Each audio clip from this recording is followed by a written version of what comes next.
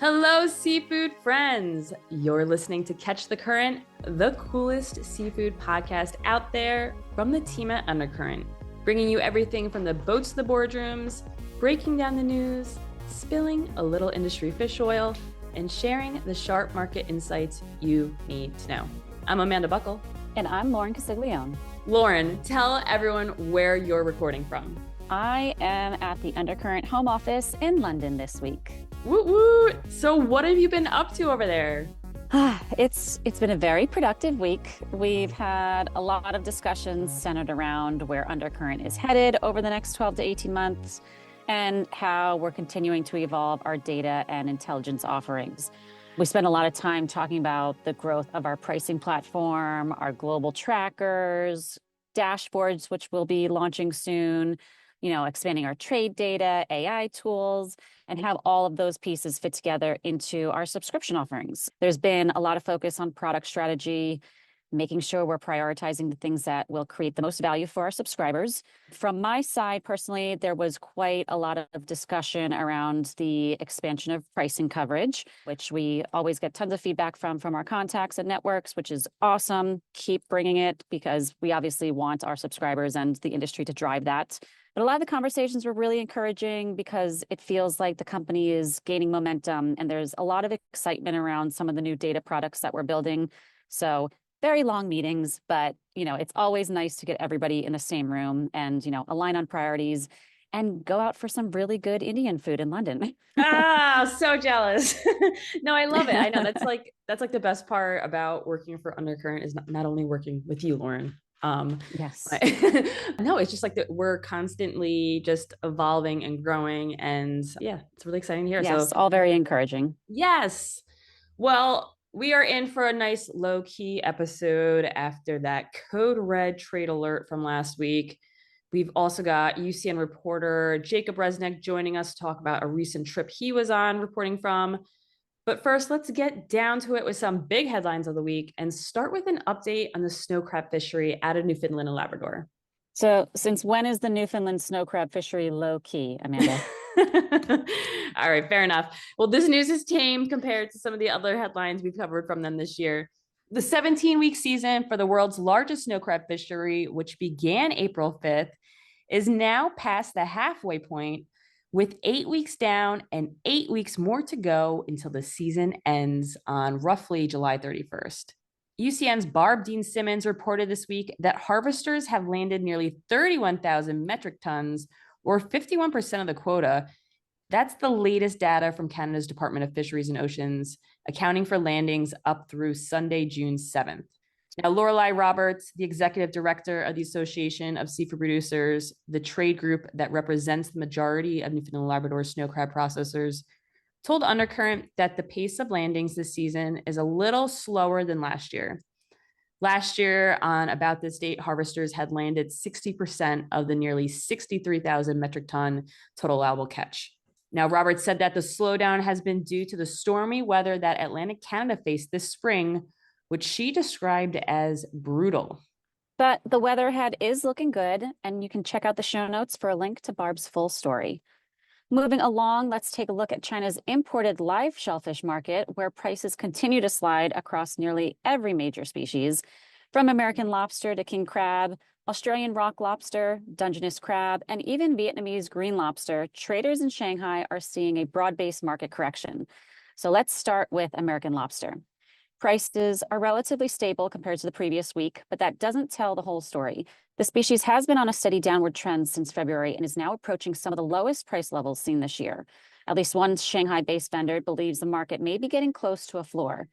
According to the trader, Canadian and U.S. suppliers are actively trying to defend current price levels, limiting the potential for much deeper declines. Even though the recent shipments of Canadian hardshell lobster were good quality, demand has remained too weak for sellers to command a premium. Moving on to king crab, the picture is mixed. Red king crab prices held steady week over week, while blue king crab prices slipped lower. Brown king crab pricing was temporarily unavailable. One bright spot for importers has been product quality. A recent shipment of Russian blue king crab reportedly arrived with excellent vitality and survival rates, allowing traders to keep the crabs in holding tanks for extended periods.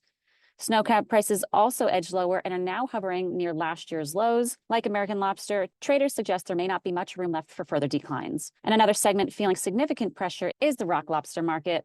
But if you want those details, you'll have to check out the link to the full story in the show notes. All right. Well, before we go, we've got another UCN friend jumping on as promised. Joining me on the pod this week is undercurrent reporter Jacob Resneck, who just came back from Vancouver, Washington, where he reported from the North Pacific Fishery Management Council's June meeting, an epic 9-day affair. But you weren't there for all 9 days, right, Jacob? No, I was not. I was there for the fireworks and I got out. Okay. And there seems to have been a lot of fireworks and surrounding just one very hot topic there, the pelagic gear standards for Alaska's pollock fleet. So, heading into this meeting, can you kind of give the backstory and kind of set us up? Sure. I mean, there's two major kind of trawl gears that they use. There's pelagic trawl, which is mid-water column. It's above the seafloor where the pollock is.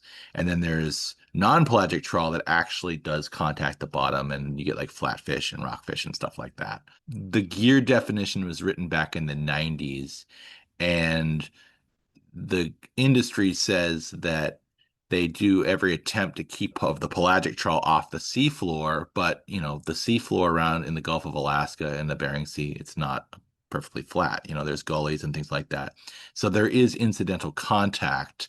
How much contact, that's something that's difficult to quantify, but there's basically these hardline positions that are coming from conservation groups and even some fishing groups that want pelagic trawl to have close to zero contact or be called something else and regulated as such, or redefine what the performance standard would be for pelagic trawl. And basically what it comes down to is the council had to decide how far they were going to, in this long multi-year process, to make a performance standard to say how often, if when you could have your pelagic gear scrape the seafloor.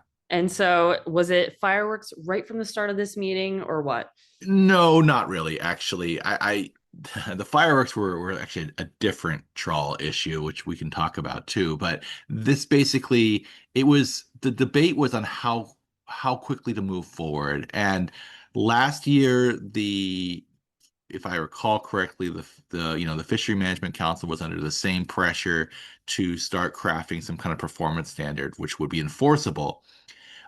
They revised the standard to basically allow the status quo fishing to continue, but said that they were open up a discussion paper to get more analysis of how this gear is actually working. And they have some research scientists who are working on this very issue.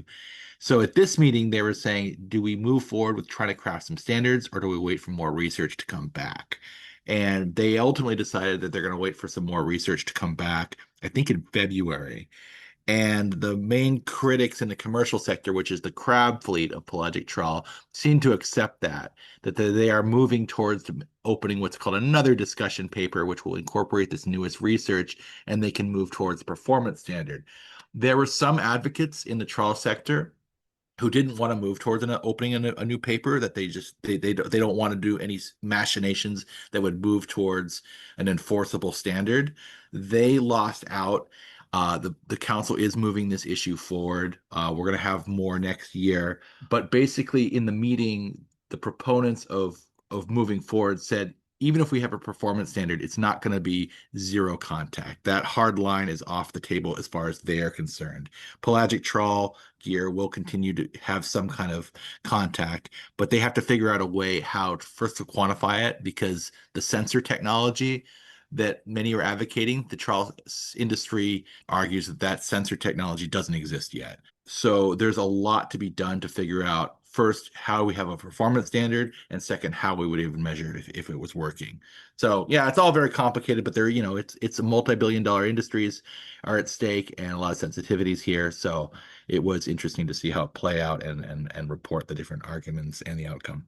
Now, how often does the North Pacific Fishery Management Council meet? They meet multiple times a year, and it can kind of depend on budget, whether they meet in person or if it's virtual. They kind of bounce around. They mostly meet in Anchorage, but they also sometimes meet in Oregon and Washington State, where some of the fleets are based. They're going to meet again in October and November in Anchorage, but then early next year there's a late February, early March meeting in Anchorage, and that's when we're expected to have more of this discussion paper and revisit this pelagic trawl gear definition issue.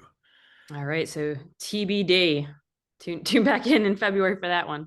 Yeah, but also I want to say at that meeting they're going to bring back the other issue that had the fireworks, and this also involves the trawl fleet, although it's less pelagic trawl and more non-pelagic trawl.